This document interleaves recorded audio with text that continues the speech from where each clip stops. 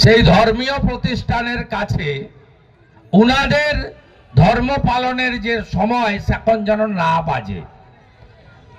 আমি রফিকুর সাহেবকে এবং সরকারকে বলবো যে পঞ্জিকায় যে টাইম আছে সেই সময় ঘন্টা বাজবে, সেই সময় কাঁসর বাজবে, সেই সময় ঢাক বাজবে, সেই সময় মন্ত্র উচ্চারিত হবে। আপনার কথায় হবে না। বাংলাদেশে আপনারা যা করছেন আমরা এখানে সেটা করতে দেব না। भारतेर नाम हिंदुस्तान, हिंदुस्तान में वही राज करेगा जो हिंदू हित में काम करेगा।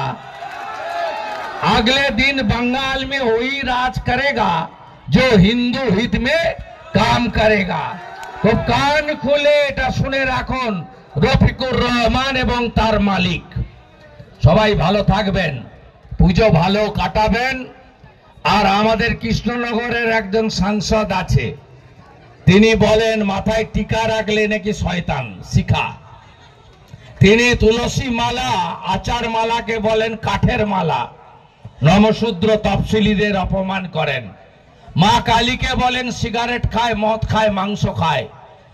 আমি কথা দিচ্ছি যদি হিন্দুরা ঐক্যবদ্ধ হন, ভাষার নামে জাতের নামে বিভক্ত না হন, আগামী দিনে এমন একটা সরকার এখানে আসবে যখন দেওঘরে যাবে না জল ঢালতে সবাই, ভোলে বাবা পার করেগা। উত্তর প্রদেশ সরকারের মতো সরকারের হেলিকপ্টার থেকে গোলাপের পাপড়ি ছড়ানো হবে।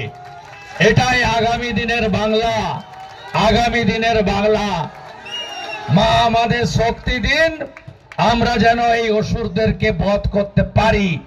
আর একটাও হরগোবিন্দ দাস আর একটাও চন্দন দাস যেন বাংলায় না হয়, এটাই প্রার্থনা করে পুজো সুখকর হোক, মধুময় হোক, এটুকু বলে